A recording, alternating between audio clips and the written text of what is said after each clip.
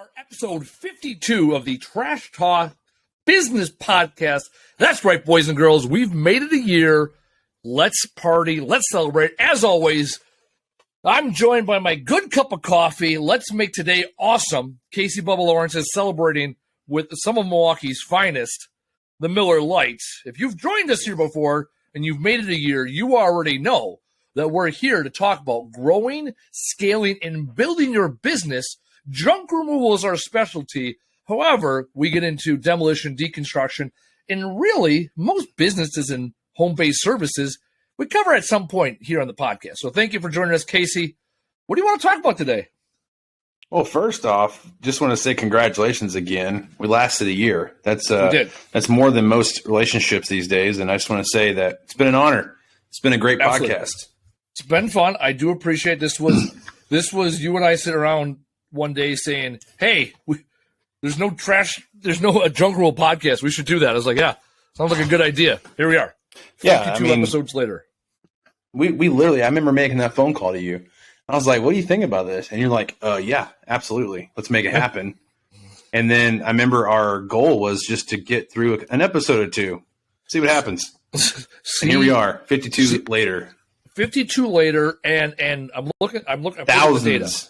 Of listeners. Thousands, more than 10. So I pulled up the data because I'm a data guy. I'm all about those KPIs. By the time this episode airs, we'll have over 20,000 downloads across the almost 60 episodes. Because we've got a couple emergency episodes, a couple bonuses, a couple of hey, how are yous. It's been awesome. And also, even today, I got a message from a guy. He's like, hey, I've been listening to the podcast. I want to get into junk removal. I'm doing it on the side. I'm taking notes. And I'm like, awesome, man. Like, get into it. Let's do it. Like, what information do you need so that you can feel good about making that decision? That's why we've been doing what we've been doing. Yeah. So not to pat you on the back or anything, but Pat. I had a project I've been looking at for, man, I've been entertaining commercial real estate for a while, as you know. Yep. And there's this project I've been looking at, and I'm like, it's been a long time. It's been over a year, and I'm just tired of feeling like I'm sitting on the bench. And I remembered, I was like, what's funny is Andy and I talk about this shit. Like, you got to do it. Do it first. Like, do something. Make a move. Make an offer. Make a stand or something. And I was like, why don't I take our own advice? And so I'm doing that. And what's crazy is it's so rewarding because even though it may turn out like, this isn't for me. The fact that you did it, now you're like, oh, okay, cool. Like, I don't have to stress about what ifs. Like, how could it be, right? Yep. I did it. So just go out there and do it. If you're looking at getting into this industry, just do it. First off, why don't you do it for a couple weeks? You may hate it because I'm going to tell you right now, it ain't always the most funnest thing in the world. Nope. But you may hate this industry. So before you go out and spend $100K on a brand new Chevy Dirty Max in a trailer, then why don't you see if you like it first? Well, I had a guy reach out to me. He's local-ish, probably about an hour and a half away from me, college town. He goes, hey man, like I've done a couple jobs, like friends and family. What do you think I should do? I should do about 100 jobs and come back to me. He's like, Then what? I said, then you'll have 100 more answers, right? Like, yeah, and you'll probably have 50 more questions. That's correct. And here's the deal, right? Like, You exited your junk removal company and you're still in the space, obviously. Mm-hmm. I'm in it. And for people that reach out, I'm like, man, you got this, you got that. It's like, I'm 14 years into this thing. I started in February of 2009 after having kind of been exposed to it throughout my childhood. So I had 7 years of dabbling, 7 years of talking, right? I used in my book, Words Fucking Matter, coming out June 14th, shameless plug. In my book, true story. What? Army birthday, Flag Day, Words Fucking Matter, Andy Weins release day, no big deal. Words Fucking Matter, retrain your brain to use language that serves you. Anyhow, we talk about early in the book about thinking, talking, trying, all you're doing is lying. And I was guilty of that. Or like you're like, oh, I'm trying to get into commercial real estate. Cool. What are you going to do about it? Are you going to sit there and research? Are you going to sit in the sidelines and watch? Yeah. Or are you going to get it? So I just did it. Get in there and you throw an offer in there. Run the experiment and figure out what you don't like doing. Since 2009, I flipped houses. I worked for other people. We had a full service moving company at one point. I had a marketing or a media company. I had a rage room. There's all these things I've done the last 14 years that got me to this point here today. And most of them failed. And I'm good with that. And well, also, so first off, failure is relative, right? It's a relative term. Yeah, love failure. Big fan, huge fan. But I'm going to tell you this right now. Remember when I used to sell lumber? You flew up to Chicago. Yeah. So I sold lumber while I was doing junk removal. For 10 minutes. For 10 minutes you sold lumber. I don't know how long. You were doing it for a bit. Honestly, it was almost 2 years. Not even 2 years. All right. That was long. I remember the last day, like when I was getting rid of the last of whatever, I looked at my partner and I was like, Chad, here's the cool thing about it. We look at this as a failure, but we actually came out on top on this. Yeah. And he's like, what do you mean? I was like, we actually made money. Like, we made profit. Yeah, it didn't last as long as we wanted to, and we probably could have made more profit, but all in all, I call this a damn success because we did it, and we did it very well, enough to make a profit, and then we were done with it. Now, that's the thing is, it's all about the opportunities, right? Opportunities are presented all the time, especially in this industry. I mean, look at us. We have a podcast now, and what's funny is if you were to rewind a year ago, I would have never thought I'd ever be on a podcast or have my own podcast. It was always like, everybody has a podcast. I started making fun of people like that, right?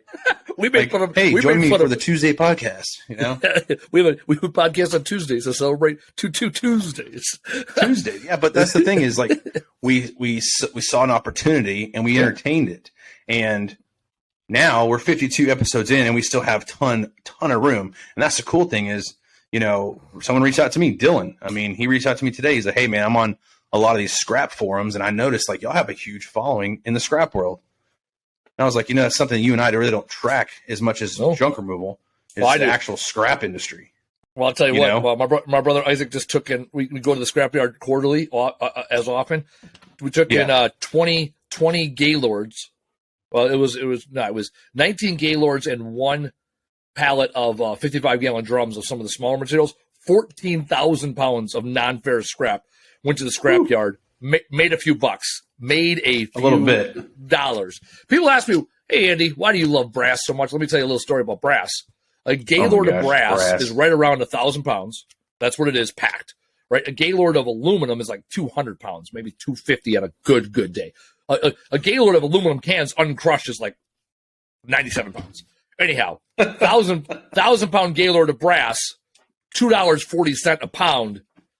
That was a nice game. Yeah. Nice little. Hey, how are you? Well, and speaking of, real quick, so that's why I love brass. Anyways, and speaking of, for those out there that have a baler, I would encourage you to use it for aluminum. I mean, so the channel. So aluminum siding, absolutely. Well, I mean, we did the. You did aluminum extruded? It did okay with shower frames and screens. Extruded. Yeah, extruded or unprepped number 2. I'll ask my brother what the hits were. No, it was good. It was. I love talking scrap. So let's talk about that. You said in the scrap forum, people are listening, or in the scrap world, people are listening to our podcast. Is that what you're saying? Yeah, that's interesting. Which is funny because if you think about it, it's all related. I mean, I guarantee if you're out there a full-time scrapper, you've seen a situation come up where like, hey, you know, you're already here. How much can I pay you to take all this crap too? Yeah. And I mean, and you're already well equipped for it. Most of you have a trailer or a truck you're hauling in. Yeah. So now you just get a price sheet together and charge. If you're not charging for scrap, that's fine. Yeah, that's how Andy started. But what you could do is start adding a service that, hey, I don't charge for scrap, but I do charge for trash and junk. So if that's an opportunity there, why not take it? Yeah, what's interesting here, so I'll bring this up. So there was in one of the Facebook forums, some guy was like, hey, I took this load and, you know, I saw that, all scrap, right? And then a bunch of people jumped in. They're like, oh, you want to start charging them, or you're running a shit business. Do you, man? Twitchy. I was like, first of all, we all start somewhere, right? Yeah. And I started by hauling scrap for free. So I got a soft spot in my heart for someone that's hauling scrap for free. Also, right now it's late March 2023. Scrap is $300 plus a ton in our market, which the only other time I've ever seen that was last year at this time. COVID. No, COVID was like down to $35 a ton. Or I mean, post-COVID. Post-COVID, yeah. So only twice now I've seen over $300 a ton. So for I'll throw this out there, right? when you first get started, get the fucking jobs, get the referrals. As long as you're not doing it at a loss, it's a good job. So if it's you and your labor's worth nothing because you're working nights and weekends and you're banging out scrap, absolutely. Because to your point, Casey, it's one more person that can refer you, recommend you. Hell, I got 600 plus reviews on Google, and I'm still chasing reviews because now I want to get to 1,000. Right? Like, don't discount what every job can bring you. Right? Be smart about it when you build your company. The other thing is, when it comes to commercial jobs, I was talking to Ken about this earlier. When it comes to commercial jobs or our residential jobs, our pricing is based off of cubic yardage. That's it. Cubic yard, special pricing for sectionals, pianos, pool tables, hot tubs. That's about it. But beyond that, when it comes to commercial jobs, we charge hourly sometimes if it makes sense, if it's in the best interest of the customer. Like we got this one coming up. It's all office equipment, and almost everything is either donatable or scrappable. So it's like I'll charge them by the hour because it's still a fair price. I'm still going to get paid mine, and I'm not going to burden them with capacity when I know my landfill. I'm not going to have much going to the landfill. And yeah, I'm going to take a little haircut on the job, but I'm going to get the job done, and I'm going to treat the customer right with the expectation or the goal that I get future jobs from them. So point being here is, as you learn and as you grow in business, taking care of your customers, understanding what that looks like, it's going to be different for everybody. The key is that you're still in business the next day. Just like we're 52 episodes into this, a lot of businesses aren't around after a year or two. That's a fact. Well, so this is the thing. We were talking about this today. It's funny when we were at our busiest moment, we were our less profitable moment too. Yeah. And I was looking at that and I'm like, I didn't know why at the time, because in the moment you're moving and you're moving so fast, you think you're actually doing something of use or productive. Yep. And then you look back and you're like, golly, how do we, it seems we did more jobs than ever, which we did. I think we averaged like 300 something jobs a month for 6 months, but we were overhead heavy with people, overhead heavy with equipment, and our margins were so thin on the work we were doing that it wasn't making sense. So we were literally running around in circles almost. And, if it wasn't for residential, we would have actually just been at a loss for 6 months straight. And thank God we had residential as a huge buffer there. But, when you're looking at commercial and you try to price it the same way, you're either going to hear no, or you're just going to have to chip away your prices, because for us, the competitive landscape is just completely different. I mean, you look at who you're competing with. I was competing with dumpster companies. Yeah, and a lot of times with commercial jobs, you can get paid more based on what their need is and what their timing is. Yeah, I would just rather the consistency, right? So commercial is very bland, right? I mean, there's you can literally church up anything and call it commercial, but for the most part, for me, the best kind of commercial was labor heavy and profit heavy. As in, if I had a lot of labor into it, I actually made a lot more money because my labor rates were high. And if I could get no disposal on it, that's even better. So that's why porter services was such a huge thing for me, because it was profitable. It doesn't matter if you're making $10,000 a month or $1,500. It matters how much you're taking home. Yep. And that's the thing is, in our busiest times, I think with one company, Andy, in 6 months with one company, we did over $280,000 with just one company. Dude, I think we maybe have broken even, maybe a little bit more with them. It was all construction debris. Yeah. And my guys were tired of it. You're humping. You're humping. Banged up. Oh, yeah. Yeah, man. So you kind of have to look at it. Now, I'll tell you this. The coolest thing was later on in life, I used these connections I made in the past, right? So like now, my wife has a brand photography company, right? And a lot of times she'll do photo shoots at studios or luxury houses. Well, guess who has the in at these brand new luxury mansions? This guy. All because of my junk removal days. So make the relationships, make those connections, entertain the transaction. But I'm going to tell you right now, if you just think they're a one-off or, it didn't work, F them, well, you're missing out in the future, because even if it doesn't work then, you never know what might work in the future. Right? Yeah. Now, here we are at episode 52. I also want to talk about, dude, there's some things I'm tired of seeing and I don't ever say anything about. So I kind of want to say it out now. I just want to get it out there in the ether. Preach, baby, preach. All right, look, for all you out there that think you are fucking junk removal legends and gods on these Facebook pages, there's one thing you're missing, okay? And that's grit. Like, I don't care who you are. A lot of you I see out there, you talk so much shit. People come on these pages. Hey, I have a question. Oh, hey, look what I did. They want a pat on the back, right? Like, who the fuck cares if that's cool or not? Pat them on the back. If they did a job that you may think is stupid, say, good job, keep it up. Go do 10 more.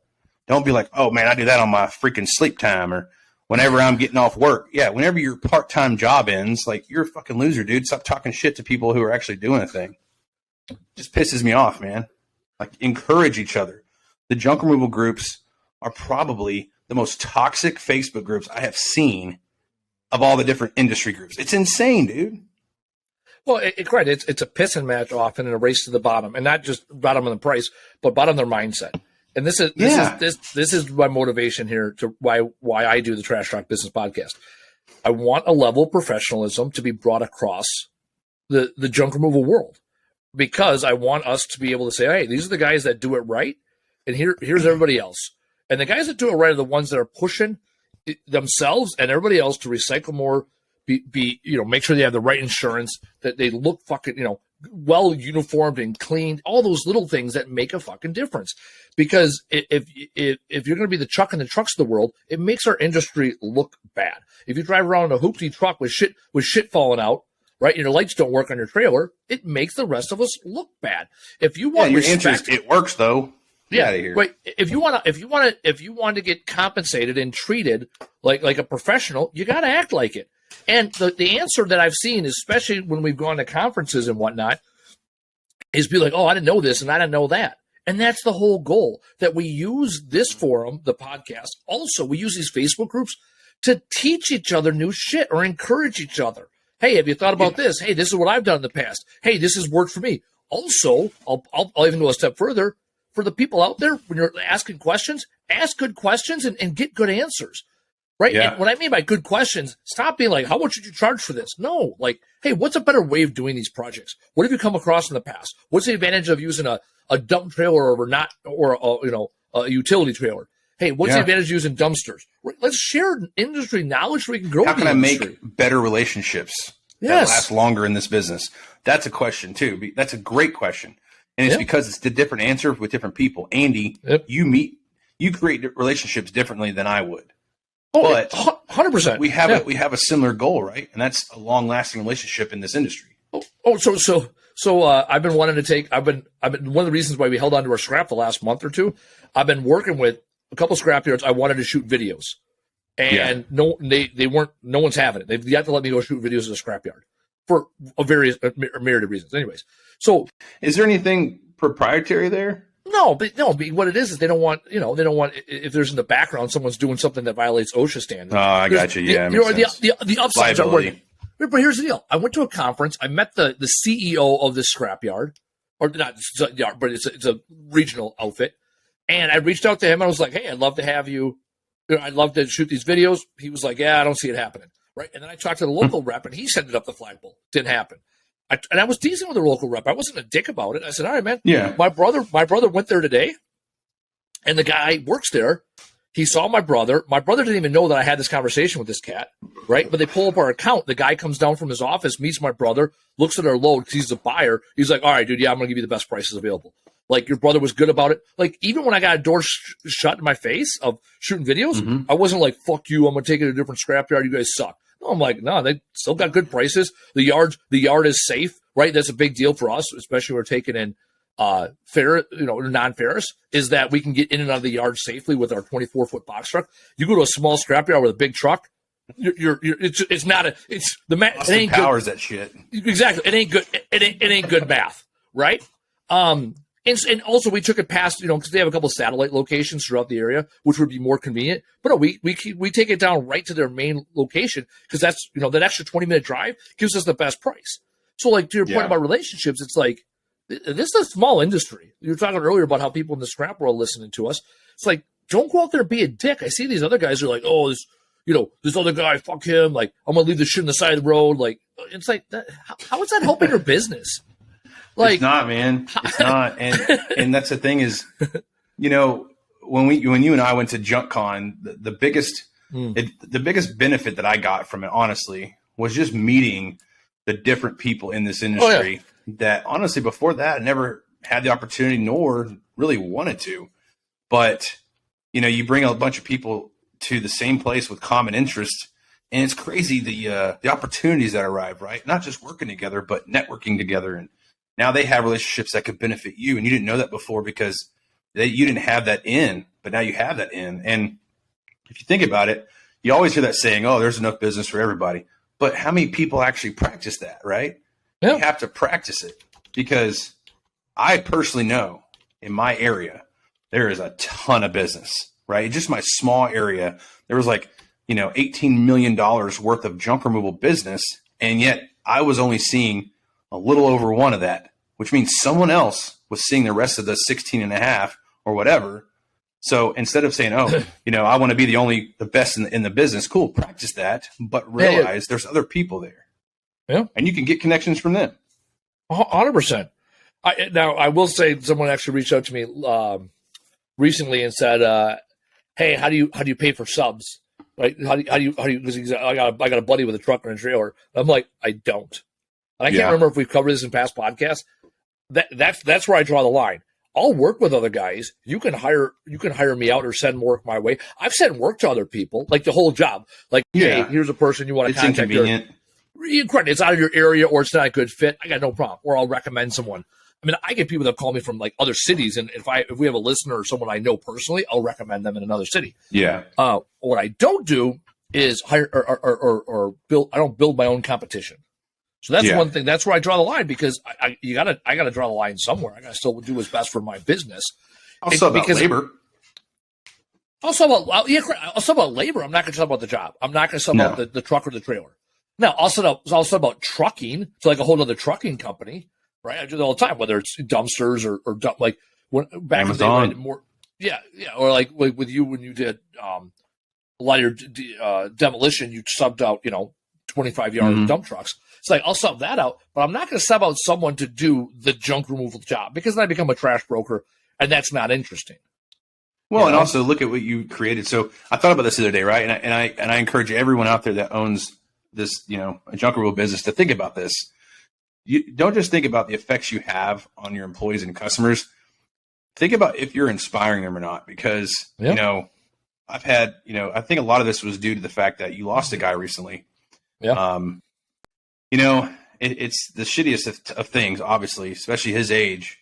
But it made me really think, not only was I a good boss, was I a good leader, but did I inspire, right? Because I had probably, 80 people roll in and out of my doors over the years. And a lot of those people left in a better position than they were when they got there. Yeah. Now, I don't know if it was fully due to me or the environment that we all created, but I would take in vets that were just down on their luck, and they were just shitty times.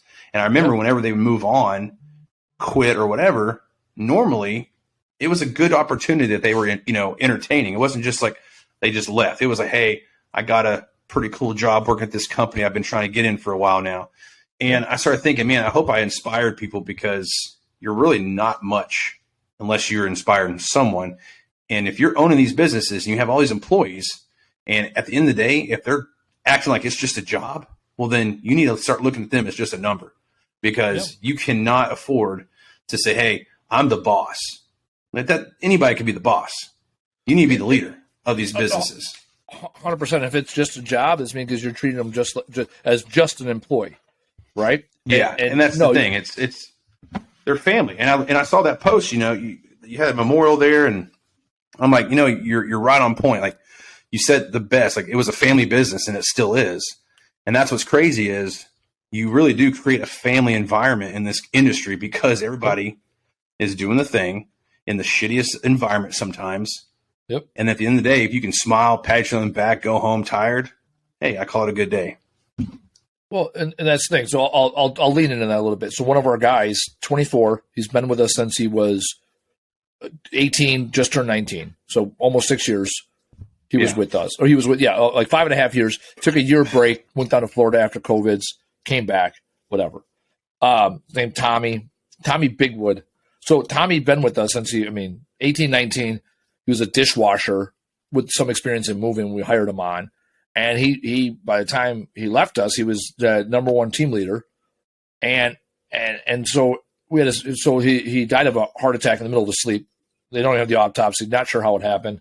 Whatever. He was able to donate organs and help support 4 other people. So there was some good that came out of it. Whatever. He was a good dude, right? And he was also a dude that started as a kid, an employee, and by the time he left, he was a man who was a father, and he's got a 9-month-old son, Blake, and now we're gonna take care of Blake. And what Casey's alluding to was at his memorial service over the weekend, there was over 25 people that showed up that he worked with. So I looked at one point, we took a picture, there's about 20 of us at the time. I looked and I'm like, man, I have a responsibility and had a responsibility for all these people and all the people moving forward. And the whole time our guys were bullshitting and they were pulling up old pictures and old Snapchats of dumb shit we did back in the day, right? When we calling the OGs, right? And the backyard boys, because we went from the backyard to the warehouse. And the guys that worked in the backyard, like there's a sense of pride there. It's almost like the guys that deployed together. It's like, yeah, we were in back, like they'll be like, oh, back before we had the nice trucks. It's like, yeah, no shit. Like we were, They called it, I didn't even know this. They called it the Dodge Dip. We had our first pickup truck was the Dodge 1500, no 4-wheel drive. And you would put a trailer on there with a, 2 5/16 hitch. And we used to have a dual axle 16-foot enclosed trailer. You put a little bit of weight in that thing and that thing would be damn near dragging. So yeah, exactly. So they would call it the Dodge Dip. It was funny. And that's the other thing. As the boss, they're telling me stories this weekend that I had never heard before. Why? Because I was out making the phone ring or answering the phone or at a networking event while they were out banging jobs and talking shit. So it's like, it reminds me of something one of my mentors told me when I first started. And what he said was, his name's Carl Munkwitz, First Web Realtors here in Wisconsin. And he said, don't forget, these are the good old days. So for you guys that are in this hustle, like, these are the good old days. There'd be times, Casey, you'd called me back. I think you had like an hour drive home back in the day. Can't remember what the situation was. Yep. But you'd call me like 7 o'clock at night and be like, hey man, just calling on the project still. Time. I got an hour. What you doing? I'm like, I'm sitting in front of my computer doing the same thing you're doing, just like downloading the day. And it's like you'd sit there and you'd bitch and you complain. And you're like, oh, this motherfucker, this and that motherfucker, that, right? But at the end, you're also like, can't wait to do it again tomorrow. So that's the thing is, you miss the times where you were brought together most, right? And in the military, unfortunately, the biggest times I miss for some reason are always the shittiest times, right? Like, shittiest times. Oh. I remember that time we were training and it was just pouring rain in the mud. Yeah. We had nothing. But we were playing spades on MRE box. Yeah, man, that was so fun. And you're thinking to yourself, nowadays, you're like, that's not fun. That sucks. But I miss it, but I do it again. Yeah. And that's the same thing here. I mean, in a sense, right? You're creating that brotherhood, that bond, men and women, but it's because you're doing something that's not always glorious. Like, it's going to suck. You're going to be in trash or dumpster diving, landfill juice on your feet, something. Leachate. Leachate is the landfill. I also love the fact when you first started this, I would say industry terms like leachate or MSW, like whatever, landfill juice. Yeah, landfill juice, leachate, man. Trash juice. Oh, dude. Trash juice.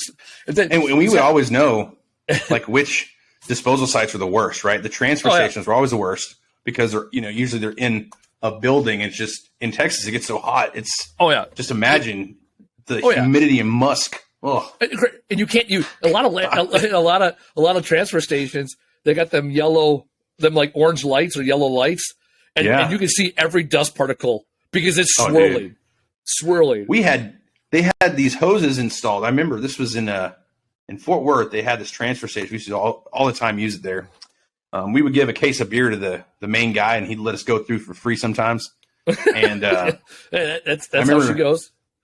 Yeah, well, they installed these hoses, and it was like a mist. And we're like, okay, cool. This shit like keeps it kind of cool in here. No, every time we got out and to dump the trailer, we start choking like, and And I remember asking, I was like, hey, what is that? And he goes, man, I don't know, but they call it deodorizer.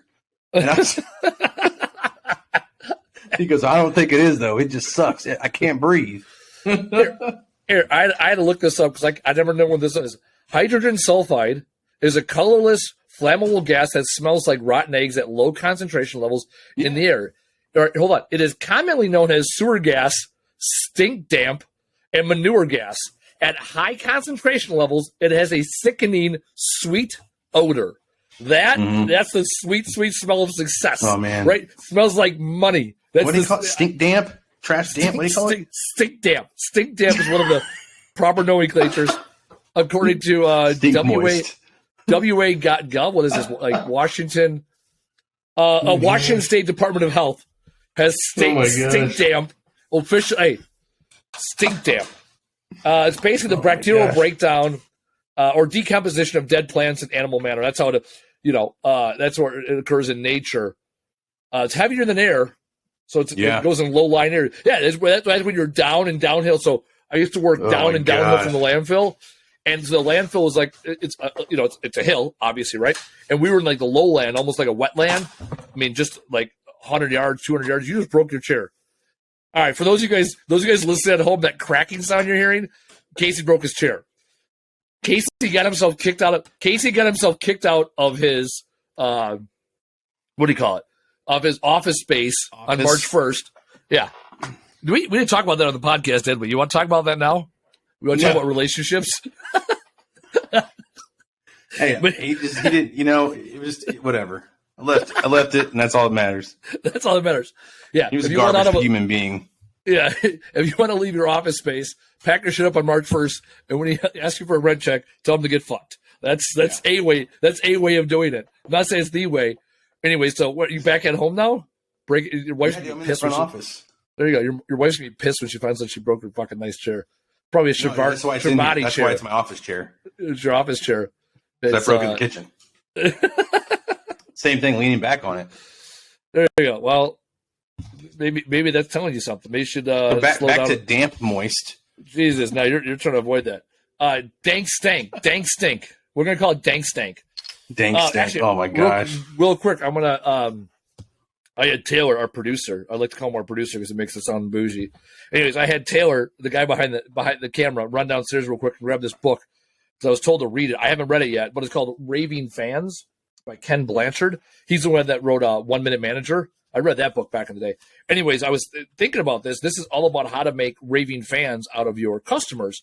And a lot of the same rules can be applied to your employees, right? Like one of the reasons why we've been successful all these years is because the guys give a shit.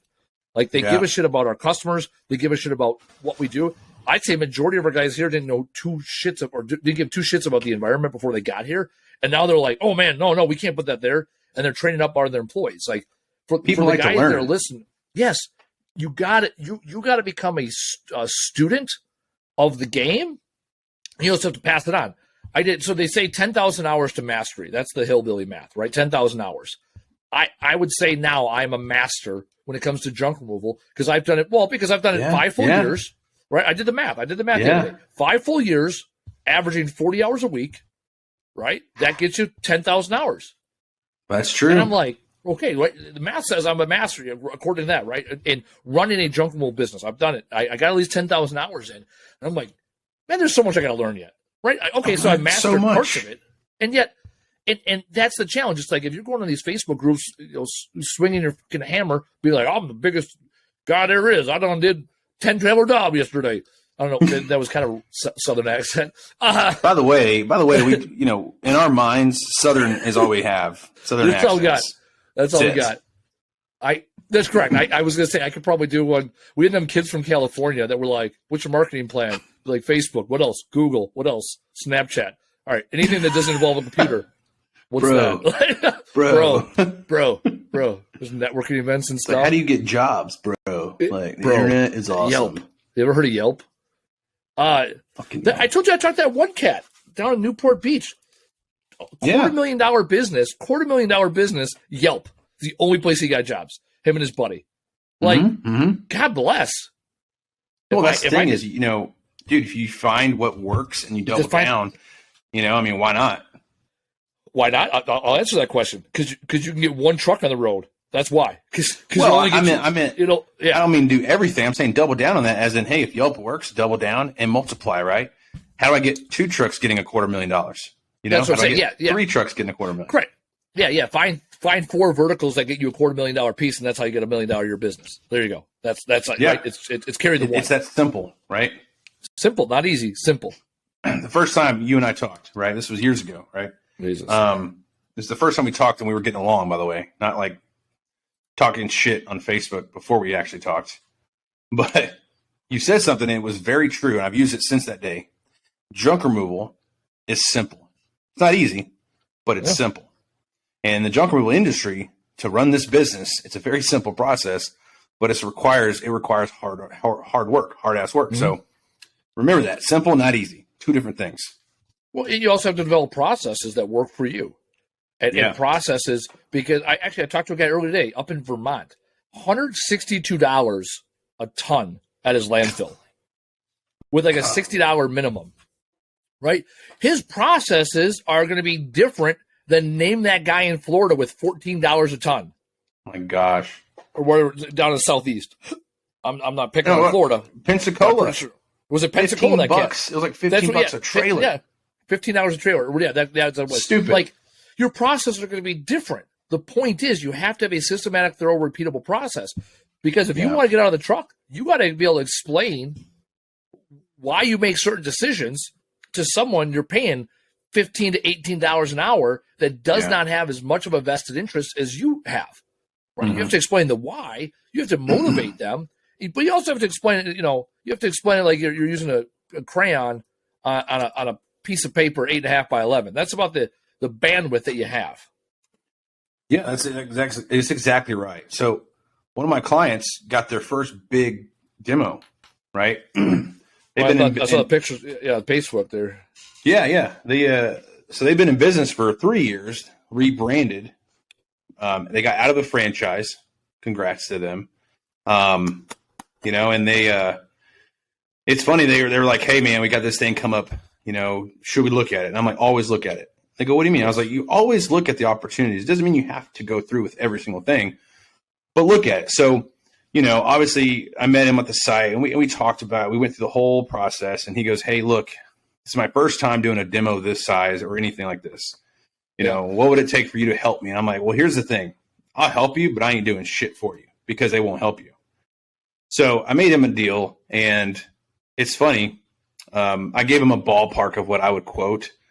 Yeah. And the night he texted me like on a Friday night, he's like, hey man, we got the job. He's super excited. We got the job, and here's the total. And the total was $26,000 something. I was like, damn, that was higher than I quoted. I was like, that's awesome. Like, good job. Get out of it. Yeah. Then I was like, okay, cool. And he's like, yeah, man, he wants us to start right away. And I was like, well, just take a breath. He's like, why? I was like, because time is your friend, especially in these big jobs. Yep. And what can really burn you is when you run out of it. So the customer really wanted him to start on Monday. Mind you, it was approved on Friday. Now, this was a big job. He had to set some shit up. So I told him, I was like, see if you can get till next Friday, right? Say, hey, look, we can start next Friday. I go, it does 2 things for you. One, it doesn't make you look like you're available right now for everything, right? Like, hey, you got shit to do. But 2, it gives you time to set this up. And what I mean by setting it up, as in cover all your bases, so that way day 1, which is normally day 0, but day 1, you're ready to roll. Because that first day is always a killer.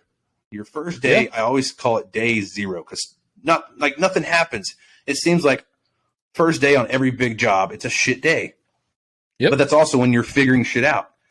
So sure enough, it starts. Day 0 happens. Didn't get much done. Dumpsters were late. They didn't show up. Whatever. I'm like, yeah, this is exactly how it goes.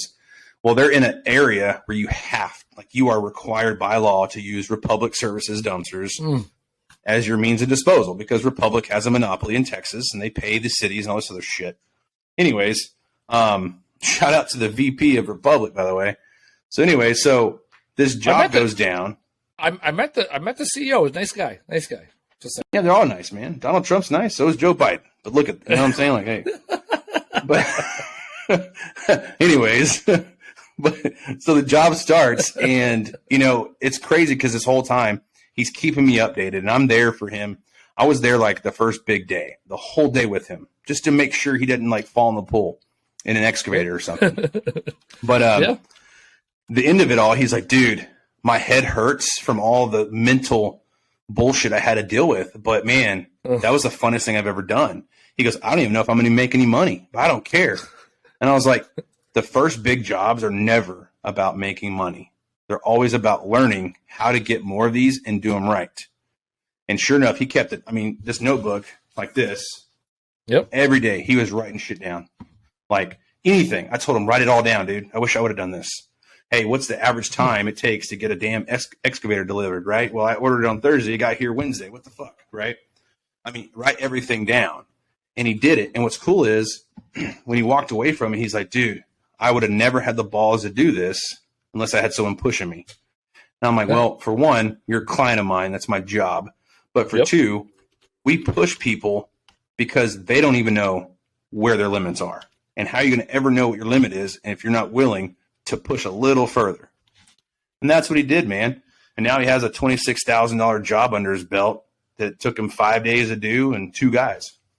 And there you go. And all the knowledge, right? It's not, you're getting things checked off the list on the belt, or, notch on the belt is about the knowledge learned during that experience. That's what it really comes down to, right? How much more common effective are you going to be, right? I think. Well, his biggest thing. Sorry, but his biggest thing was, I don't know if I could do this in the springtime. And I said, why? He goes, because we're so busy with junk removal jobs. And I said, this is why it's a perfect time to do this, because now you can learn who can I put in charge of this job and who can I put with him while I'm managing the day-to-day, right? It's all about that balance. Now, what's his plan? Is his plan to pursue more jobs like that? Well, and that's the thing is, we talked about that, and I was like, you don't want to actively market that you are a demolition company unless you're ready to become one, because it's not the same. I go, but what you can do, obviously, you can use this to your advantage. You can post about it, say, hey, look what we also do. The problem I told him that's going to be is the bigger the jobs, now you're going to have to get more, I call it legitified. You're going to have to get insurance. You have to make sure you have people that know what the hell they're doing. I would even look at getting a good relation. He used all my relationships for the most part for like the equipment and like dump trucks and stuff. I gave him some of my resources because I have that relationship with them. And I'm like, look, normally a lot of these companies, unless you have some clout or a line of credit, they want COD, man, cash on demand. The minute that truck leaves, they want to get paid. And it could really hurt a small business when you're doing a job that's $26,000 job and your cost is, I don't know, if it's 30%, that's usually 30% out of pocket right now, not in 30 days. So there's a lot that goes into it. But I told him, this is your first step. Like, now you can learn how to get those connections and then how to market for those kind of jobs. Because it's not about, hey, how do I get these jobs? It's how do I market for these jobs? It's a difference. Yeah. And it was a house fire. Like, it's hard to market that, right? Like, hey, whose house is going to catch on fire? Call me. Well, you could reach out to, what do you call it? Reach out to restoration companies. Yeah, well, that too. But the biggest thing I told him, and this is what helped him also, he had a really good relationship with the mayor of that city. Yeah. And that helped him a lot with permits, because that's a big deal too. Permitting, and especially the bigger cities, permitting can set a job back 30 days. I mean, shit, all it takes is someone to say no or no answer, and then you're waiting 30 days to do a job. Dealing with insurance, helping him deal with that, and just helping him understand, when you're dealing with the insurance company, it doesn't matter what the client wants. It matters what he can get from the insurance company. Yeah. So a lot of learning curves there, but dude, it actually went really well. He's super excited. He can't wait for the next one. He has a similar relationship with his secondhand man as I did. He's more close, of course. They're like brother. They were both in the Marines, but he found out a lot about his secondhand guy. He's like, dude, I learned a lot about him. Like, he was so motivated by this job. He reminded me a lot of Altman, by the way. You put him in a machine, tell him what to do, leave him alone. Cranks. Yeah. Right. And I was like, well, there you go, dude. Like, sometimes money's not always a motivating factor. Sometimes it's just like, hey, what do you want to do? Like, what does motivate you? Ask them. They may think it's money until they get put on a job where they're left alone in a big ass machine and they actually can see the fruits of their labor. Yeah. No, what your point there is, and it goes back to what we talked about earlier. Figure out who your guys and girls are that work for you and what motivates them, and provide them a work experience that's going to be something they want to show up to every day. Right. I had a meeting earlier today at a furniture store, first thing in the morning, 8:30 this morning, before the furniture store opened. And the employees were there. I saw them working. Like they were in a good mood. Like they were like, oh yeah, going to work. Like 3-4 people as I was in and out, were nice to me and saying hi. And I'm like, man, these guys are coming in, working retail, they're just nice people. And I'm like, I thought to myself, what are they doing right in that business where people are motivated to come in and load trucks with heavy furniture? It was the warehouse guys I ran past. Load up heavy trucks with furniture and go deliver it. Those are the same employees that I'm essentially recruiting to come do junk removal. Why is it they're working for that furniture company, right, and delivering furniture, and they're not working for me? What is it about them that is motivating and inspiring that I'm not doing? And it's not like a comparison in the sense of I got to be just like them. No, it's a comparison oh, hey, they got something I want. How do they achieve that? And what can I do to get to it? That's a really good, healthy conversation. Correct. Well, yeah, exactly. It's not always about the pay and the benefits. It's what else can we do to improve the lives of our employees?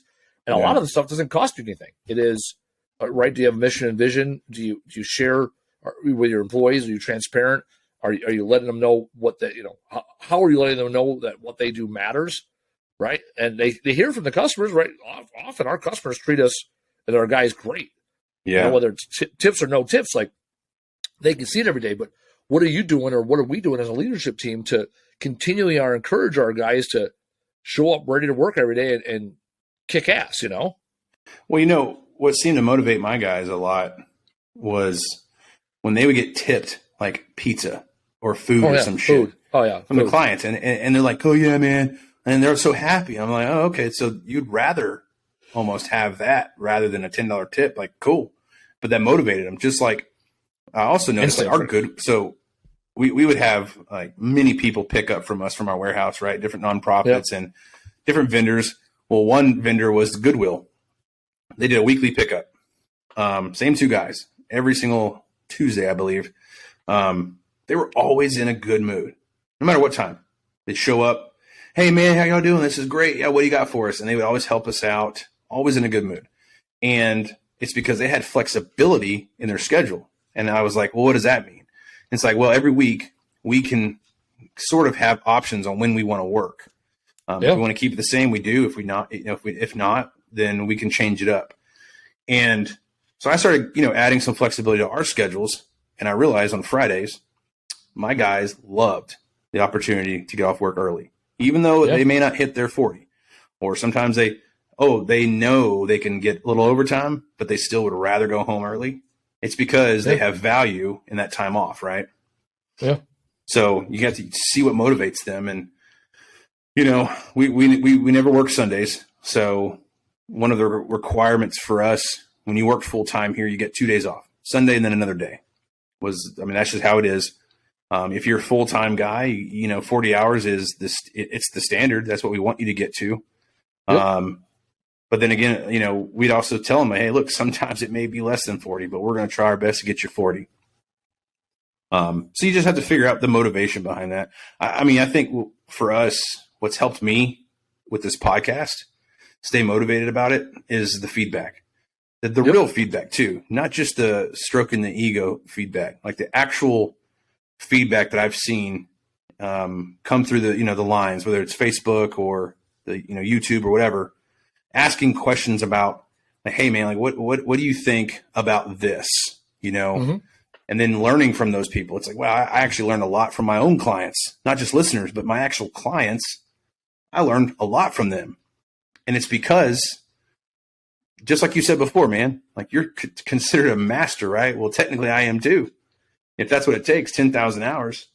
Well, as masters, if you're not learning from your proteges, then you're not very masterful, dude. Well, I heard that years ago about for every mentor you have that's 10 years older than you, you need one that's 10 years younger than you. Younger, yeah. Right. And that threw me off. And I'm like, oh, okay, yeah, there's people that are good at How social hard does media, that sound, this though, and that. right? Oh, my God. I worked with high school kids last semester, and I was like, God. But I learned so much from them. I learned where their head's at with certain things. I'm like, how does your brain go there? Yeah. Right? Like, that was interesting. I'm just like, okay, yeah, like, if I want to recruit people that are 18 to 24 and I don't understand the first thing about them, I got to talk to high schoolers to figure out where their head's at. Well, you think 5 to 10 years from now, who do you want working for you?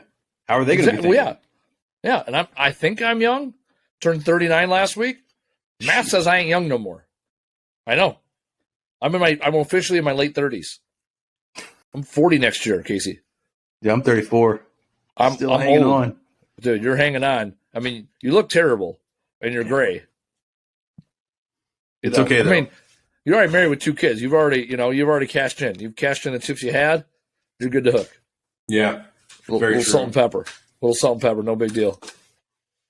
Hey, the other thing I wanted to announce, I've talked about Jobber quite a bit because that's what I do. I love me some Jobber. That's what I was going to ask you about. Yeah. Go ahead. Yeah. I signed up finally. Well, a couple things. So actually, I'll announce it. So with Jobber, I've been on their website for years. If you click on their junk removal tab, I've been on their tab for years. And one of our listeners actually pointed out to me. They're like, hey, I found you on the Jobber tab, and I added you on LinkedIn, and then I found out about your podcast. So that's fucking interesting. You know, my push there is like my 3 lessons to life. Like you've touched on lesson 1 several times here today. So my 3 lessons for life are simple. It's do the fucking thing, tell the fucking world, and show the fuck up. And why I bring that up is because even me years ago going on Jobber and be like, hey, I really like your product, and I gave them a dope testimonial and a high res image of my face, and because of that, they've had their website for years. So I'm like, oh, that's cool. And now actually, I don't even know why I didn't do this in the past. However, I now have signed up as an affiliate member for Jobber, which basically means if you got questions about Jobber, I'm the guy you talk to, and then I get a little kickback that's going to go right into the podcast pool fund, right? So we can make the podcast even better in the future. So if you're not already using Jobber or any operation software and you want to know more about it, you can hit me up and ask questions, and I can hook you up with a little Cody code that gets you a lower rate and gives me a little kickback because I'm all part of the partnership program, affiliate member, which doesn't take much. You just have to be a good Jobber subscriber and like have a social media account. There you go. Look at that fucking guy. Yeah, there I am. Right. And I've been that testimonial. There you go. See, you found it. My point is, you got to get out there in junk removal. Yeah. It's not always all about banging jobs. It's about what are you going to do to make the industry better. Now, I'm an ops guy. I love operations and figuring out things, and because of that, I love me some Jobber. So if you got a question on Jobber, hit us up. Hit me up. You use House Call Pro, right? Yeah. In your past. Mm-hmm. So you're using House Call Pro. I know Service Titan's out there, Vonago. There's a bunch of apps out there. But Jobber's the one I use. I think Jobber. So I will say this: I haven't used House Call Pro in about a year now. Yeah. I was using it with my demo, but I think the biggest thing is which is more compatible with your industry. And I think honestly, Jobber is more compatible. I mean, I don't know. I haven't necessarily used it, but the fact that they even have junk removal listed on there. Most places do not even recognize junk removal as an industry. Oh, I got shitty with them years ago because I'm like, you got cleaning companies, you got landscapers. Like, junk removal is a $10 billion industry. Yeah. We need some tools. And again, that when you advocate for the industry gets better. The thing is, you got to be out there being an advocate. And I'm not talking about writing your congressman. I mean, challenge your vendors. Like, we had this issue years ago with insurance. Our first couple of insurance providers didn't have insurance for junk removal. They had janitorial services. They had moving services. They had deconstruction. House cleaning services. Yeah, they had waste and refuge, but no one had junk removal. Yeah. And it's because now it's a real category. So as you're out there, and all the things you do, like be proud of doing junk removal, and then figure out how do you fit in this world so you can keep banging jobs and have people, whether it's your operation software, your insurance, bank, or whoever, understand your business and drive more business to your or drive more customers to your business. A lot of people think they're on an island. It's like, no, you just got to go out there and work it and market and put yourself in, really not even market, but network and put yourself out there and cross promote as much as you can. I mean, absolutely. Yeah. That's the one thing. Businesses. Absolutely. Because, a true advocate is someone who is like, hey, look, let me know how I can help you and I'll do it. Not just what's in it for me. And I'll tell you this, cross promotion is great because let's say you're just starting out, or maybe you're not starting out. Maybe you've been doing it a while. You just don't feel, maybe you don't have the budget to really, pay a bunch of money for, a bunch of advertising. Cross promotion is one of the best, cheapest, if not freest ways to do it. Just think about your industry. Like, who has the same customers as you do, right? Or who wants the customer as you? Well, Jobber, for instance, you are their customer, but at the same time, if you have like this podcast, a lot of people we talk to now are in this industry and they're always asking, what's the best scheduling software? What's the best way to keep track of this and invoices and all this other crap? Well, guess what? You've come to the right place because Jobber seems to be the best option. We've already vetted it too. So it's not like, and it's vetted. Best. It's, hey, this is what worked. This is how it works. Well, that's the other thing is if you can say, hey, I've worked with these guys for long, like Alex, my buddy Alex, he's a landscape guy, right? He has a landscape company. Since I knew him and I've actually worked with him and I sublet a warehouse to him, I knew him. I vetted him. Well, my customers are his customers and there's no worry about, oh, well, I lost a job to the landscaper. No. So that's why we could cross promote, market together and cover more ground. And it worked for both of us. But mainly I was trying to help him out because he was new in the area, right? Yeah. You had a abundance mindset versus a scarcity mindset. Mm-hmm. Plus, all I know about Alex is he bailed us out when we were doing that job down there in Roanoke. We need guys. We need guys. That was, again, like you said earlier, the shittiest days are the ones you remember. The shittiest days are like, oh yeah, remember when we did that? Yeah, that was stupid. People ask all the time, why do you always talk about the McDonald's job? I'm like, because it sucked.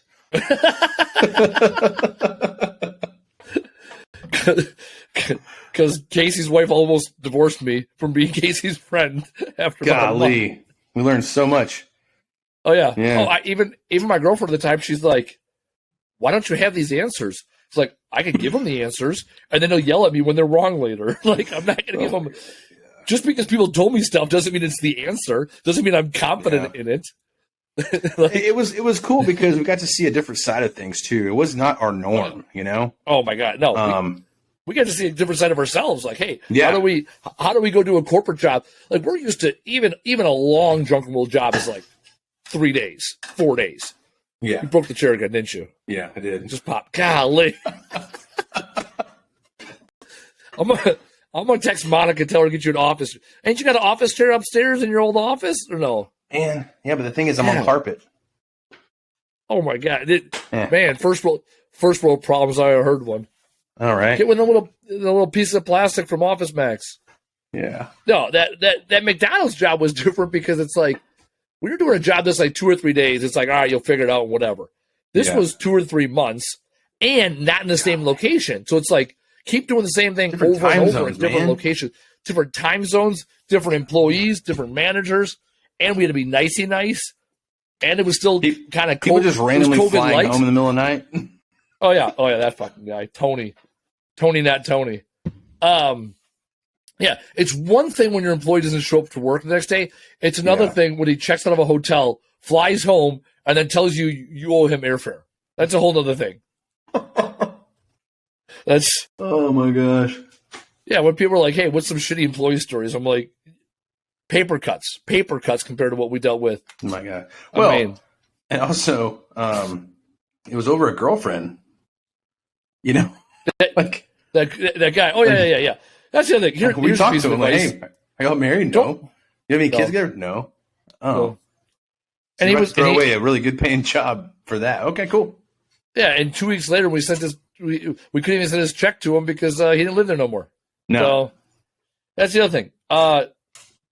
If you got a job and you gotta quit your job to stay with your girlfriend that you ain't got no kids with, probably ain't the relationship you want to be in. What was he bringing? What would he have made? I forgot. They were getting paid good. Oh, he would have made some money. He would have made like over $1,000 a week. and that's all expenses paid. That's correct. That is your airfare, your hotel, your food, all comped. I just need you to show up and not be a jackass. Apparently, that line, to ask. that bar, I put that bar entirely too high for that individual. Oh yeah, yeah. He showed up. Well, he just couldn't get over that jackass part. No, well, that's the thing too. I think about the problems we had back in the backyard, the issues we had our first year or two in business. Man, I will pay for those problems again. Like those problems were like, oh yeah, I got this. But it's like anything else in life. Like, you know, as you grow and you get older and you get bigger, you get farther, shit just gets more complicated. It's the evolution of obstacles. That's all it is. Oh yeah. Like, you know, I mean, every year, the cool thing is you get to grow out of a certain mindset, a certain structure, but then you grow into something else and you're like, fuck, these are harder. Like, why does it get harder? Like, why do I have to think more? What do you mean the math is, like I was telling Taylor before we started this thing, I was like, dude, math is fucking hard. And I love it. And he starts laughing at me. I'm over here like, I'm just writing all this shit down, like all these numbers. I'm just like, my head effing hurts. Years ago, I mean, I was doing trailers. Like my math was completely different. Now I'm doing like all this other bullshit about math. And it's because I've grown. And when you grow, your problems get different. I wouldn't say bigger necessarily because they fit your current mindset, I think. Yeah. But there's an evolution of obstacles as in, hey, congratulations, you made it past this line. Now there's the other one. There's the next line. Oh shit, there's another one. Yeah. It doesn't stop. But it's complexity. It's complexity of, you know, I mean, we go back to that McDonald's job, right? The reason why it was interesting was because it was beyond complex. It was so complex. I was the only person in the country that bid on it. Everyone else is like, nah, I need more information. Like, we ain't got no more information. They just saw COVID. They didn't even know what it was. They're like, no. No. They're like, what? Travel? No. Want us to go get rid of COVID everywhere? No, we can't do that. We can't. We that ain't on our list. That was a good job, though. No, but again, even everything in life. Now you're looking at it, you're like, oh, that was good. I'd probably do that again. It was a good-ass job. But like a few months ago, you're like, fuck that. Nope, never doing it again. No, I told you. First of all, I'm wise enough to. I said I would never bid it again the way that we did it, because I'm like, God, that was. There were so many things that could have gone wrong that didn't. Oh my gosh, I was extremely naive. Well, and that's the thing too. It's like this is the problem with success. Sometimes you forgot how you got there, and then you play it safe. Yeah, and I have seen that before. I actually know who doesn't play it safe, and I like him. Andy Barton. I talked to him the other day. A guy up in Jersey. Barton Brothers. That guy does not, like, he's doing some of the same things he's done for 11 years and goes fucking hard and passionate when it comes to marketing. He was telling me some of the packages and what he does for realtors. The motherfucker goes all out. Yeah. Right? He does what has worked in the past, not because we've always done it this way, but because he's narrowed it in. And 10, 11 years into it, he's doing a lot of things that it's what got him there. Well, it's also like you can consider yourself a high-end, service company because not just because of your customers, but because of how you do things, Yep. I mean, it's completely different. He was a guest on the podcast a couple times ago, right? A realtor. Dude, that guy spends so much fucking money on marketing. And when he wants to list your house, it's not just like, cool, I'll put it on MLS. No, it's like, hey, look, man, on this day, my video guy who graduated video school and taught all the directors in Hollywood all their shit, he'll be here to do all their video shit. Like, he pays a premium, but that's also why he's like one of the top producers in DFW. So you have to look at it like, what are you willing to do and to put into your business in order to get out? You know what I'm saying? Like, what you want all this shit from your business, from it, but what are you going to do for your business? Yeah. And that's the thing. The Barton guy, he hooked me up with a guy in Arkansas. I needed a junk removal company in Arkansas that wasn't just a piece of shit person with a truck. And, low bar here, boys. Yeah, low bar. Not a piece of shit with a truck. I like, we are insulting the intelligence of people in the junk removal space. That's the beer talking. But he hit me up and he referred me a guy and I talked to that guy and sure enough, he wasn't just a piece of shit with a truck. So I was like, sweet. That's the first thing I asked him actually was like, hey, are you just a piece of shit with a truck? He's like, no, man, I got trailers. I was like, you're hired. Yeah. Dump trailers or landscape trailers? Like, Actually, I seen that again the other day. A guy on the Facebooks was like, "Hey, starting my drunk removal thing. Like, use a utility trailer. I probably should have bought a dump trailer." I'm like, "Yeah, probably should listen to the Trash Talk Business podcast." You learn. Learn. I got 4 utility trailers out in the back, 6x12. We were talking about this weekend at Tommy's Memorial. We were talking about the good old days, how we used to fucking load those things down, and how many axles we bent through the years. Like, it was funny at the time. I'll tell you, it wasn't fucking funny. We actually rolled one of our guys. He owns a junk removal company now. He split off from us years ago. He rolled a fucking trailer on the freeway doing 65 mile an hour because they loaded a full trailer, and at the very end they're like, "Oh, hey, we need to get rid of all these bricks." And there's a bunch of bricks and block, and so they loaded them right at the ass end of the trailer, and they got the what do you call it? The old death wobble. What is it called? The death wobble. Thank you. The death wobble, where it started fishtailing, and he ended up not pulling over, but trailer ended up on its side. Dude, whenever you're racing your trailer, you're having a bad day. That's correct. I got the death wobble one time. I had a load of I think it's I can't you know what, we were already doing junk removal. That's what it was. I remember I was filling in. We had a gravel backyard, and there was a storm main that we cracked. So we had a little hole in the backyard. No big deal. So we put down a metal sheet. It was like half inch, not half inch, probably quarter-inch piece of steel, like 3 foot by 4 foot. And then I just throw a little gravel over top. No big deal. Little TB, little traffic bond. Hump it up right there. No big deal. I sold the house. No issues, right? Never got caught. Anyhow, probably gonna come back at me now. I said it on the internet. Anyhow, I remember I was picking up TB, traffic bond, from, was that Rylan? What's up, Rylan? Rylan, come on the podcast. Kids happen. What's up, Rylan? Hi. That's Andy. How are you, buddy? Hi, Andy. I know, we've talked. Why you picking your nose? You picking your nose on the podcast? Why are you picking your nose? What is this? Pick your nose podcast? Did you get tall? You are tall. Dude, he turns 5 in 2 weeks, man. Oh my god. Hey, Oh yeah. Oh my god, he can't hear. Here we go. He can hear. See if we can. I'll ask him questions. This is the portion of the podcast, right? We're over 1 hour mark, so this is where it starts to fall off the rails. We might. That's Andy. Hey, oh my god, we're breaking stuff. Yeah, That way we we can take his hear earbud. I want to ask him some very serious questions. That way it'll be interesting. I'm going to call you out. All right, cool.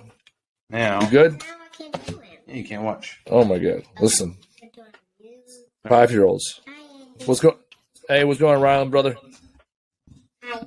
Hey, now I'm getting feedback. See, because you clicked Yeah, I know. It's because I have the headphones mic on. on. Here, hold on. Oh my god! Here. There we go. That's We're the gonna mic. figure this out. We'll figure this out. Ooh, there it is. That is a mic. Hey, how do you like having a little brother? You like having a brother? Yeah. Yeah. Yeah. Did you boss him around? Yes. I don't even see you. You don't. He's right there. I'm right here. I'm the good looking guy. Hey, tell us about your dad. What's something about your dad that he doesn't want you to just know? Actually, I have a slinky. You do have a slinky. Change the subject. Jeez, wow, he's worse than you on deflecting. To do tricks, all you have to do is just bend it and then go up and down.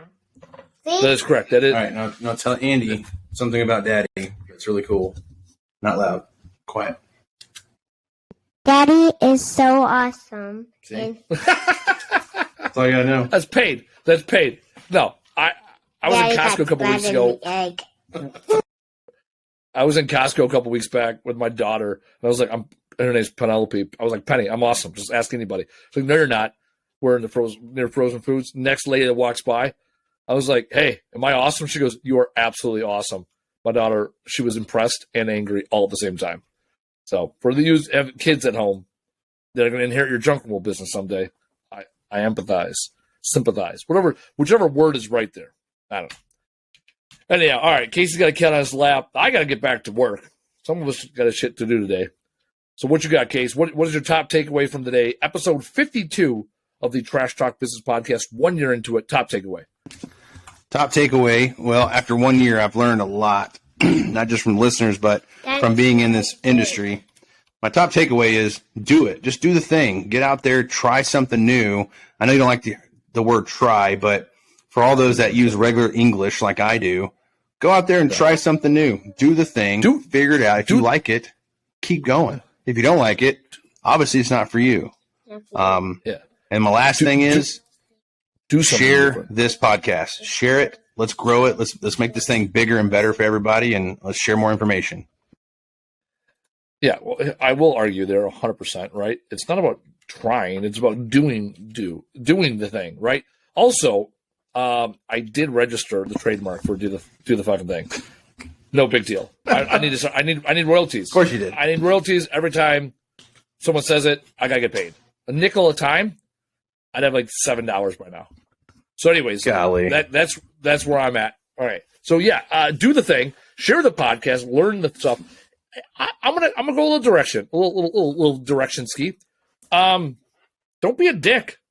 Yeah. That's it. Figure out where, like, if you see someone that's doing stuff that you want to do, figure out from them how they're doing it. Reach out to them, ask them a question, and grow in that direction. And if you see someone that's doing stuff that you think they could do better, or there's knowledge that they've yet to obtain, raise them up a little bit, right? When you raise up the people around you, they will naturally raise you up. We've spent 52 episodes now. That's 52 hours and then some, giving away all this free knowledge, bringing people on the podcast that we have learned from, bringing people on that we've never even met before, but we might learn from in the future.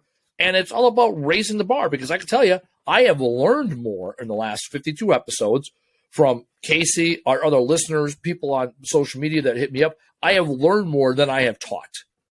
And it's because I chose to give first. So Casey says, get out there and do new things. Absolutely. And then also take the time to, ask questions and give answers to others. And that's how we make this a more professional, better industry. And that's a way that we all get paid more when it's all said and done, because we're going to weed out the ones that aren't professional. We're going to weed out the ones that don't want to support this industry. Well, also put yourself in the position to learn, right? Yeah. That's the other thing. If you are one of these shitbags who claims to know everything about everything, and you're in a room and everybody's trying to learn from you, you are limited. You're not anything special, because after those people, no offense to them, but there's nothing else for you. Like, you can't provide any more value. Get in a room where you're learning. Hey, the best time to learn is when you shut the hell up. Go to a room full of people and don't say shit. Just listen. That's how you learn. Yeah. You're not wrong. Two ears, one mouth. Use it diligently. Yes, sir. And keep listening to the Trash Talk Business Podcast. That's all I got. Episode 52 in the bag. Episode 53 next week. We got a guest. I don't know what we got. We do. We call this in the industry a little teaser. A little. We actually have a couple of really cool guests coming up. One, Lewis from Canada. Oh, Canada. Oh, Canada. That's 2 weeks from now. We don't have a guest next week. Lewis is 2 weeks from now. I'll see if I can grab one. All right. Casey, mystery guest next week for episode 53 of the Trash Talk Business Podcast. It's been a year. You've listened. We've heard what you've had to say when you reached out back to us. We are going to continue to build this podcast as we build this industry. As always, on behalf of Casey Bubba Lawrence, I'm Andy Weins. Thanks for listening. We'll see you next week.